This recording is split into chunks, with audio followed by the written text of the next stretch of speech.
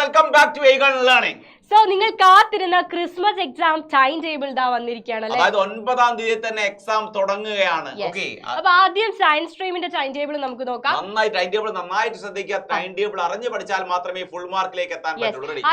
+1 കാർക്ക് ആഫ്റ്റർനൂൺ ആണ് എക്സാം വരുന്നത്. പക്ഷേ +2 കാർക്ക് ഫോർനൂൺ ആണ് എക്സാം. ഉച്ചയ്ക്ക് മുൻപാണ് നിങ്ങൾക്ക് മോർണിംഗ് സെഷനിലാണ് എക്സാം നടക്കുന്നത്. അതായത് മോർണിംഗ് സെഷനിൽ നമുക്ക് കുറച്ച് സമയം നഷ്ടപ്പെടും. അതുകൊണ്ട് ശ്രദ്ധിച്ചിരിക്കും.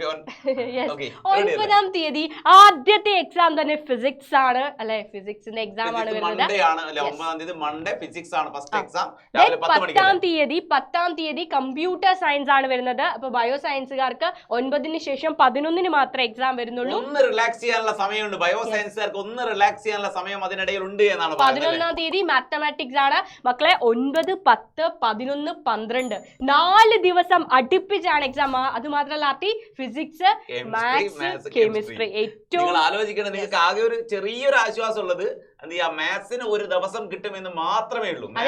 അത് കിട്ടുന്നത് ബയോ സയൻസുകാർക്കാണ്. കമ്പ്യൂട്ടർ സയൻസുകാർക്ക് ആ ഒരു ദിവസം പോലും ഇല്ല. യെസ്, ഇനി വരുന്നത് 16-ാം തീയതിയാണ് ബയോളജി. സോ ഒരു 4 ദിവസത്തെ ഗ്യാപ്പ് അവിടെ ബയോ സയൻസുകാർക്ക് കിട്ടുന്നുണ്ട്. ഏറ്റവും രസകരമായ കാര്യം എന്ന് പറഞ്ഞാൽ ബയോളജി കമ്പാരിറ്റീവ്ലി +2 പഠിക്കാൻ കമ്പാരിറ്റീവ്ലി കുറവുള്ള സബ്ജക്ട് ബയോളജിയാണ്. അതിനാണ് ഏറ്റവും കൂടുതൽ ടൈം കിട്ടുന്നത് എന്നുള്ള ഒരു പ്രോബ്ലം അവിടെ ഉണ്ട്.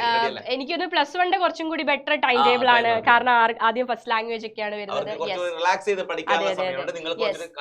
പിന്നെ 17, 18 17-ാം തീയതി ട്യൂസ്ഡേ പാർട്ട് 1 ഇംഗ്ലീഷ് ആണ് എക്സാം വരുന്നത്. 18-ാം തീയതി വെനസ്ഡേ എക്സാം അവസാനിക്കും. സെക്കൻഡ് ലാംഗ്വേജോട് കൂടി എക്സാം അവസാനിക്കും. അവരൊരു സ്ക്രീൻഷോട്ട് എടുക്കട്ടെ അല്ലെ?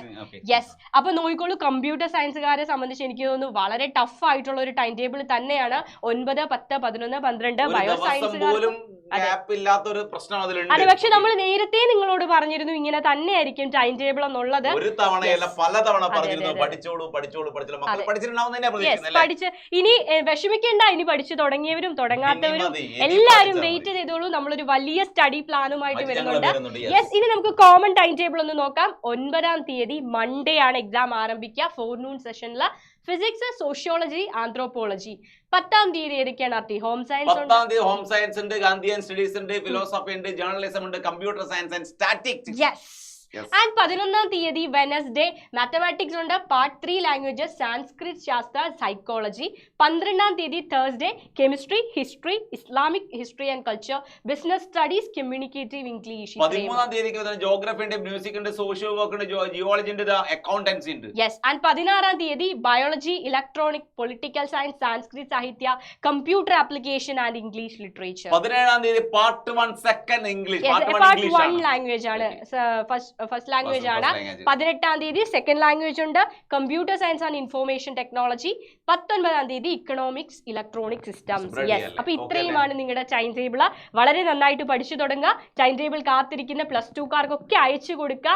ആദ്യമായിട്ട് ചാനൽ കാണുന്ന ഒരു സബ്സ്ക്രൈബ് ചെയ്ത് വെക്കുക. പ്രാക്ടിക്കലും ഇംപ്രൂവ്മെന്റും അതേപോലെ ക്രിസ്മസ് എക്സാമിന്റെ സ്റ്റഡി സ്ട്രാറ്റജീസും ഒക്കെ ആയിട്ട് നമ്മൾ വരുന്നതായിരിക്കും. നമ്മളെ ഷോർട്സും കണ്ടന്റും മാത്രം വെച്ചുകൊണ്ട് നിങ്ങൾക്ക് ഫുൾ മാർക്ക് വാങ്ങാൻ പറ്റും. അത്രയും ഷോർട്സും അത്രയും കണ്ടന്റും ഓരോ സബ്ജക്റ്റും ഞങ്ങൾ ചെയ്യുന്നുണ്ട്.